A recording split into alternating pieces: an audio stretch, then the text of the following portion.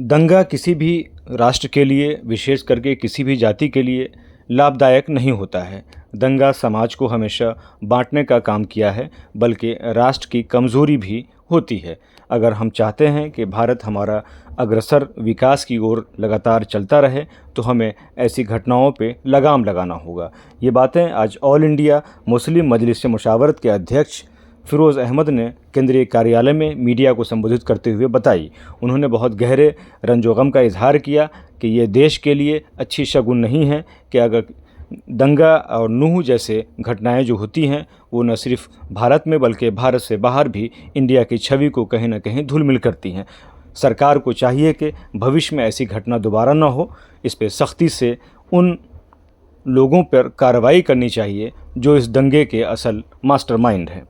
इस प्रेस वार्ता में ऑल इंडिया मुस्लिम मजलिस मुशावरत के अध्यक्ष और पूर्व अध्यक्ष नवेद हामिद अथवा बिहार प्रदेश के अध्यक्ष प्रोफेसर अबूज़र कमालुद्दीन और सेक्रेटरी जनरल सैयद तहसीन अहमद ने मीडिया के अलग अलग तीखे सवालों का न सिर्फ जवाब दिया, बल्कि सरकार को भी कहीं ना कहीं गठघरे में लिया कि आखिर सरकार कहाँ सो रही थी, नूह में कैसे दंगा हो गया, किसने भड़काऊ भाषण किए जिसके वीडियो वायरल हो रहे हैं, सरकार ने अब तक उस पर क्या कार्रवाई की है। ये किसी एक कम्युनिटी या किसी दूसरी कम्युनिटी की बात नहीं है, ये इस पे राजनीति की रोटियां सेकी जा रही हैं और कहीं ना कहीं देश के भविष्य के लिए ये एक अच्छी बात नहीं है। हमें इन पे सख्ती से कंट्रोल करना चाहिए और आपस में भाईचारा का ताना बाना बनाए रखना चाहिए। आइए देखते हैं कि उन्होंने मीडिया से क्या कहा। हाई कोर्ट दैट वो इंटरफियर्ड इनटू इट और उस चीज को हाई कोर्ट ने रोका। आप पूरे लोगों के बुलडोज करके कई सौ मकान और दुकानों को आपने बुलडोज कर दिया, लेकिन आज भी जो आदमी जिसका आपने आज तक उस पर ना उसका कोई बुलडोज किया, ना उसको अरेस्ट किया, ना आपने उसके खिलाफ एक्शन लिया। ये अब हम देख रहे हैं कि शायद खाप पंचायत में उन्होंने फैसला किया है और वो जो कह रहे हैं कि साहब उसको अरेस्ट होना चाहिए, तो गवर्नमेंट को एक्ट। मैं अपने दोस्त से कह रहा था, आपकी भी this is a very important political analysis which we have trying to express. आने वाले दिन में चूंकि हरियाणा के अंदर the government has totally failed, in fact मैं फेल नहीं कहूँगा, फेल इन द सेंस कि पीस रिस्टोर करने में, लेकिन जो बीजेपी की जो आइडियोलॉजी और प्रोसेस और जो पॉलिसी थी उसको मणिपुर बनाने में वो भी फेल हो गई। उसको लेकर करके Khattar is supposed to be. देखिए, मैंने अभी सभी चैनल्स को एक बात कहा है कि नफरत एक दो तरह का वायलेंस होता है, एक प्लान्ड वायलेंस होता है और एक स्पोरेडिक वायलेंस होता है। स्पोरेडिक वायलेंस में क्या होता है कि at the spur of moment को झगड़ा हुआ हो गया, उसमें क्या होती है, पुलिस एक्टिव हो जाती है, सोसाइटी के लोग एक्टिव हो जाते हैं, बड़े लोग एक्टिव हो जाते हैं और वो अल्टीमेटली फिर उसको डाइल्यूट कर करके हार्मोनाइज कर दिया जाता है। लेकिन जो प्री प्लान्ड जो वायलेंस होता है ना, उसमें बहुत फार साइटेड इफेक्ट होता है उसका, और ये प्री प्लान्ड वायलेंस है और इसमें कहीं ना कहीं स्टेट का इन्वॉल्वमेंट है। अगर स्टेट का इन्वॉल्वमेंट नहीं हो, तो अगर स्टेट से बड़ा माइटी फोर्स कोई नहीं होता है, स्टेट के पास मिशनरी है, चाहे तो किसी वायलेंस को 2 दिन के अंदर दबा सकता है। लेकिन अगर वो लॉन्ग हो रहा है तो कहीं ना कहीं स्टेट का उसमें सहयोग है और स्टेट उसको स्पॉन्सर करती है। 2014 के बाद से लगातार चाहे शोषित वर्ग हो, चाहे अल्पसंख्यक समाज हो, माइनॉरिटी हो या वंचित समुदाय हो, तमाम उनके ऊपर हिंसा लगातार बढ़ती जा रही है, हेट स्पीच का मामला हो। लेकिन ऐसी क्या वजह है कि आप 2014 के लास्ट में बयान आया कि देश के अंदर हिंसा इतनी बढ़ चुकी है, 2014 में के बाद से नहीं, ऐसा नहीं है। आपने शायद हमारी एक्टिविटीज़ मुशावरत जो है, एक तो मैं बताया कि फेडरल ऑर्गेनाइजेशन जब है तो इसकी जितने भी, चाहे जमात इस्लामी हो या जमात अहले हो, इवन जमात उलमा के मेंबर थे इसमें, तो ये सारे मिल करके अपना अपना करते हैं। और हम लोगों की एक बात ये हो चुकी है कि हम लोग कॉन्फ्लिक्ट ऑफ इंटरेस्ट में, जहाँ फील्ड में आप काम कर रहे हैं वहाँ जाकर देखते उसको कॉन्फ्लिक्ट नहीं करेंगे। हम लोग मीटिंग करते हैं और उसमें मीटिंग करने के बाद से जो उसमें कॉमन मिनिमम प्रोग्राम होता है हम उसको इम्प्लीमेंट करते हैं। ये हमारा पहला ये है। उसमें हम लोग पूरे हिंदुस्तान में 2 तरह की बातें कर रहे हैं। अपनी लीगल टीम को मजबूत करने की कोशिश कर रहे हैं कि हम सब ऑर्गेनाइजेशंस को या इंडिविजुअल्स को लीगल एड दे सकें और हम अपने कॉन्स्टिट्यूशनल राइट को उसको इम्प्लीमेंट कर सकें। लीगल एड से ध्यान आया कि दिल्ली में दंगे होते हैं, जो लोगों ज्यादा लोग उसमें कुछ ऐसे हैं जिन्हें अभी तक रासुका लगाकर उनको बंद कर दिया जाता है, NSA लगा दिया जाता है, चाहे वो दिल्ली हो जो भी तमाम ऐसी जगह हो। तो क्या ये ऑर्गेनाइजेशन उनके लिए वर्क कर रही है? अभी तक कुछ ऐसा उनके लिए कई में कर रही है। और अब मैंने कहा कि जब मैं अभी नया जो कमेटी बनी है उस पर हम लोग लगातार जो है उसको मॉनिटर कर करके एक नया लॉ लीगल कमेटी बनाया है, जिसके एजाज मकबूल साहब सुप्रीम कोर्ट के सीनियर एडवोकेट, उनको हम लोगों ने चेयरमैन बनाया है। और उनके साथ कई मीटिंग, अभी 2 दिन पहले मीटिंग हुई, कई मीटिंग हम लोग कर चुके हैं। और हम लोग उस पर वर्कआउट कर रहे हैं कि हमें जैसे कि जितने जैसे हेट स्पीच पे है और जो अभी नू में हुआ है, और आगे इसका जो हम लोग ये कह रहे हैं कि भाई सर जब गवर्नमेंट ने रोका है और गवर्नमेंट जब एक हाई कोर्ट के एक जज कह रहे हैं कि this is basically totally illegal, तो उस इलीगलिटी को का उसका कॉन्सिक्वेंसेस क्या होना चाहिए, सरकार should be made responsible to pay compensation to them. तो उस पर हम लोग वर्कआउट करेंगे और कर करके हम लोग कोशिश करेंगे जो बेस्ट पॉसिबल हो। अभी फ्यूचर एस्पेक्ट आप लोगों के क्या कहना है कि 2024 से पहले कुछ तैयारियां हुई हैं, मौजूदा सरकार जो भी होगी 2024 में उससे सवालिया निशान उठाएगी? नहीं, देखिए हमने कहा ना कि सरकार किसी हमारी सरकार से लेना देना नहीं है कि सरकार क्या कर रही है। मैं आवाम से, हम आवाम के पास जाएंगे और हम लोगों ने 19 अगस्त को पहली जो है campaign for violence free India शुरू कर रहे हैं। और वायलेंस फ्री इंडिया कैंपेन को हम पूरे देश में इसको कैंपेन चलाएंगे, चाहे प्रोसेशन हो, जलसा हो, जुलूस हो, और वायलेंस फ्री बिल्कुल पीसफुल बने। उसमें सारे आपने कहा ना Dalit, backward, Christians, minority, Sikh सभी भी उसमें इंक्लूडेड हैं। And we are going to start with violence free India. और वायलेंस फ्री इंडिया होगा तो डेवलपमेंट भी होगा, प्रोग्रेस भी होगा, लोगों में खुशी भी होगी और लोग अपने पीसफुल रेजोल्यूशन। आपने अब तक के जो अपने करियर में 2014 के बाद या अभी मौजूदा स्थिति को देखते हैं तो किस तरीके का देश देख रहे हैं, किस तरीके का देश? देखिए, देखने के लिए मैंने कहा ना कि एक हम बहुत तरीके से देखते हैं, स्पेशली हम 1947 से लेकर के जो या प्री इंडिपेंडेंस से देखेंगे, प्री इंडिपेंडेंस से लेकर के अब तक देखेंगे, ये इतना फियर, इतना ज़्यादा फियर था, लोगों में डर, आम आदमी में डर, जाएंगे तो क्या होगा, लिंचिंग हो जाएगा। और ये कोई जरूरी नहीं कि मुस्लिम का और किसी का भी हो सकता है। तो ये जब आप सिचुएशन क्रिएट करेंगे, ये बड़ा खतरनाक सिचुएशन है। ये एक समझिए कि देश के हित में नहीं है, लोगों के हित में नहीं है।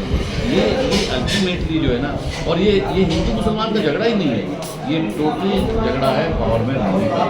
और इसको चाहे सोसाइटी डिवाइड करके हो, चाहे सोसाइटी डिवाइड करके हो, इसको हम लोग को समझना है और आम आदमी को समझना है, इसको निकालना है। और हम लोग इसीलिए जो majority the more than 75% people वो are peace living, secular minded, उनके पास हम जा रहे हैं वायलेंस फ्री इंडिया। टेंट लगाकर हेट स्पीच देने का किसने इजाजत दी? जब लोग खामोशी से वहां जा रहे थे तीर्थ यात्रा के लिए या मेले के लिए, और जब वहां से निकल रहे थे तो मिलिटेंट होके निकल रहे थे, और जो वहां पर बीएसपी के जनरल सेक्रेटरी ने जैन, श्रीमान जैन ने जो वहां पे हेट स्पीच दी है, दे आर ऑन रिकॉर्ड। क्या हरियाणा सरकार ने जैन के खिलाफ कोई विश्व हिंदू परिषद के उस फंक्शन के खिलाफ जो मंदिर में हो रहा था कोई कार्रवाई की है, कोई एफआईआर की है? ये सरकार को, वहां की नूह प्रशासन को, हरियाणा की पुलिस को, नूह पुलिस को, ये देश को बताना चाहिए। जो कि जड़ जो है नूह वायलेंस की, मनु मानेसर के वीडियो, उनके साथियों के वीडियो, और मंदिर में यात्रा की वापसी से पहले, मंदिर से बाहर आने से पहले जो बीएसपी के फंक्शन के अंदर जो हेट स्पीचेस दी गई हैं, उससे लोगों के जज्बात भड़के हैं। वायलेंस की वजह ये है, इस पर बात क्यों नहीं होती? दूसरी बात ये कि एक बात मैं आप सबके सामने, देश से के सामने, आपके जरिए देश के सामने और सरकार के सामने ये रखना चाहता हूँ कि जिस तरीके से आप पिछले 3 से 4 वर्षों के अंदर, जिसमें अभी ज्यादा तेजी आई है, आप ये कहते हैं कि मुसलमानों को इस जगह नहीं रहने देंगे, इस प्रदेश में नहीं रहने देंगे, इस शहर में नहीं रहने देंगे, इस कस्बे में नहीं रहने देंगे, यहाँ पर उनको रहने का कोई हक नहीं है। तो ये तो बिल्कुल सरासर कॉन्स्टिट्यूशन के फंडामेंटल राइट के खिलाफ है। इस पर सरकार, ये हेट स्पीचेस का भी मामला है, इस पर सरकार कार्रवाई क्यों नहीं करती? और अगर हम एक